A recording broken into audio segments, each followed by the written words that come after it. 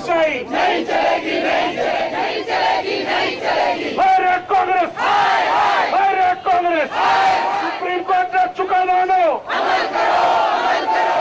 हरे कांग्रेस, कांग्रेस तेरी तानाशाही नहीं चलेगी, नहीं चलेगी। सुप्रीम कोर्ट ने चुकादानो अमल करो, अमल करो। सुप्रीम कोर्ट ने चुकादानो अमल करो, अमल करो। हरे कांग्रेस, कांग्रेस तेरी दादागिरी नहीं चलेगी, नहीं चलेगी।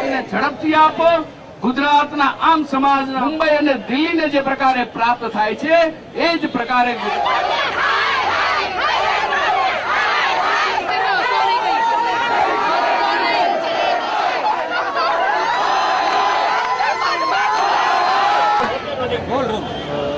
કેન્દ્રની કોંગ્રેસની સરકાર દ્વારા સીએનજી ગેસના મુદ્દે ઘણા વર્ષોથી ગુજરાતને જે અન્યાય થઈ રહ્યો છે અન્યાય દૂર કરવાનું કામ સુપ્રીમ કોર્ટના ગઈકાલના ચુકાદા દ્વારા થયું છે।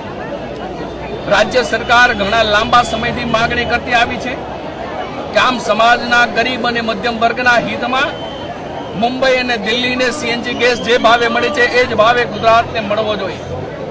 પણ કેન્દ્રમાં કોંગ્રેસની જે સરકાર બેઠી છે, ગુજરાતના કોંગ્રેસના જે આગેવાનો છે, જે ગુજરાતના વિકાસમાં રોડા નાખનારા છે, ગુજરાતના વિકાસને રૂંધનારા છે, ગુજરાતના અને ગુજરાતીઓને નુકસાન કરનારા છે, ત્યારે ગુજરાતની વડી અદાલતે જજમેન્ટ આપ્યું, ચુકાદો આપ્યો, કેન્દ્રની કોંગ્રેસની સરકારે ન સ્વીકારે અને સુપ્રીમ કોર્ટે જ્યારે જજમેન્ટ આપ્યું છે એટલું જ નહીં, સુપ્રીમ કોર્ટે કેન્દ્ર સરકારની ટીકા કરી છે કે જ્યાં કોંગ્રેસનું શાસન ન હોય એવા રાજ્યો માટે બેવડા ધોરણ એ કેન્દ્ર સરકારે ક્યારે અપનાવવા ન જોઈએ। એવા તબક્કે આજે અમે ભારતીય જનતા પાર્ટી કર્ણાવતી મહાનગરના સૌ કોઈ કાર્યકર્તાઓ દેખાવો દ્વારા કેન્દ્ર સરકારની પોલને, કોંગ્રેસની પોલને ખુલ્લી કરવા માટે આ કાર્યક્રમ યોજ્યો છે। સાથોસાથ અમારી એ માગણી છે કે સીએનજી ગેસ માટેના જે જજમેન્ટ ગઈકાલે સુપ્રીમ કોર્ટે આપ્યું છે એનો તાત્કાલિક અસરથી અમલ કરવો જોઈએ। મુંબઈ અને દિલ્હીના ભાવે જ ગુજરાતને સીએનજી ગેસ પ્રાપ્ત થવો જોઈએ।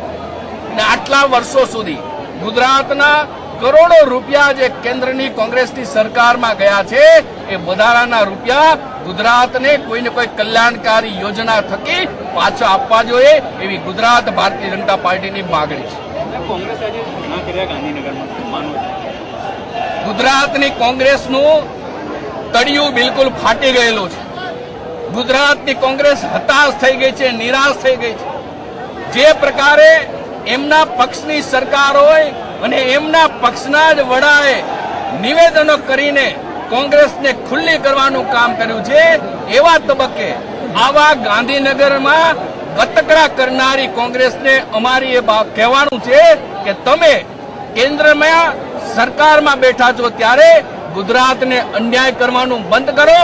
ગુજરાતની ખુલ્લી કિતાબ છે, ગુજરાતના વિકાસને સમગ્ર દેશ અને દુનિયાએ સ્વીકાર્યો છે।